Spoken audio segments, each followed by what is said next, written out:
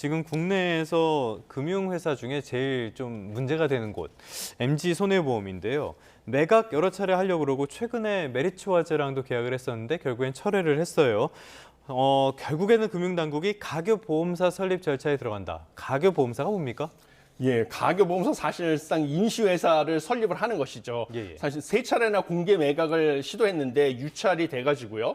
2023년 12월에 우선 협상 대상자로 메리츠 화재를 선정을 했지만 메리츠 화재마저 결국은 인수를 포기했습니다. 그렇죠. 예. 그러니까 금융당국에서 가교보험사 라는 임시회사를 설립을 해서 MG손해보험의 기존 계약을 인수하고요. 예. 추후 다른 보험사가 이 계약을 재인수하는 방안을 지금 추진하기에 이르는 상황입니다. 과거 저축은행 사태 때에도요. 가교저축은행을 설립한 경험이 있습니다. 예. 근데 가교보험사가 서로 전환될 경우에는요. 신규 영업행위가 전면 중단되고 기존 계약 유지를 위한 제한적인 업무만 수행 가능하기 때문에요. 유지만 하는 거죠. 그렇죠. 그러니까. 예, 그래서 MG 손해보험 입장에서는 사실 뭐 영업행위가 제한되다 보니까 수익성 전망은 더 안 좋아질 수 있다 이렇게 보고 있습니다. 네, 이 금융당국이 가교보험사 카드를 꺼내든 건 결국 가입자의 피해를 최소화하기 위한 방안이었을 텐데, 뭐 가입자들 입장에서는 이제 이런 절차에 돌입한 게 한숨 돌렸다고 봐야 됩니까? 아니면 아직 좀 불안한 상황입니까?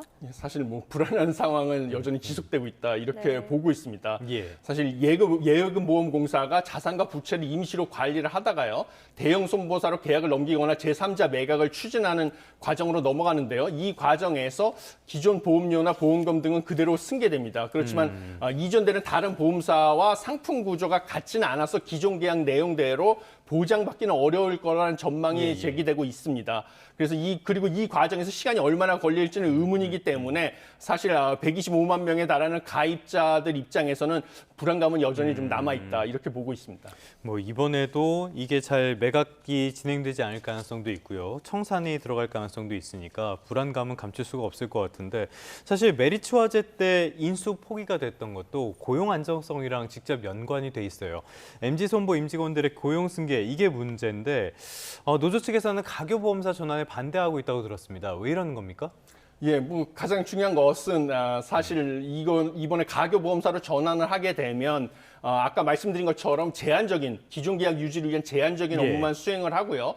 그다음에 새로운 그 적극적인 신규 영업행위가 전면 중단이 되기 때문에 사실 이 수익성은 더 떨어질 수밖에 없는 상황이 됩니다. 그러니까 앞으로 좀 새로운 인수자를 찾기는 점점 더 어려워지게 되고요. 예. 어떤 기업체가 나타나서 인수를 하게 돼도 사실 수익성을 강화하기 위해서는 뭐 대규모 구조조정은 불가피하다 이렇게 보고 있고요. 그러면 점점 더 그동안의 인수를 막는 요건이 됐던 인력 감축이라든지 구조조정은 점점 더 대규모로 일어날 수밖에 없는 것입니다. 영업직원도 많이 줄이게 될 테고요. 그렇죠. 고용 승계는 점점 더 어려워지는 것이죠. 그래서 노동조합 입장에서는 반대를 하고 있는데 문제는 금융당국에서 그동안에 세 차례나 유찰이 됐고 메리츠 화재에서도 역시 인수를 좀 수익성이 떨어진다고 봐서 결국 포기한 단계에 이르는 상황이다 보니까 지금 가교보험사로 전환하는 것 외에는 별다른 뾰족한 방법이 없는 상황이라서 좀 안타까운 상황이 지속되고 있는 것으로 보입니다. 네, 사태가 어떻게 흘러가는지 저희도 좀 지켜봐야 할 것 같습니다.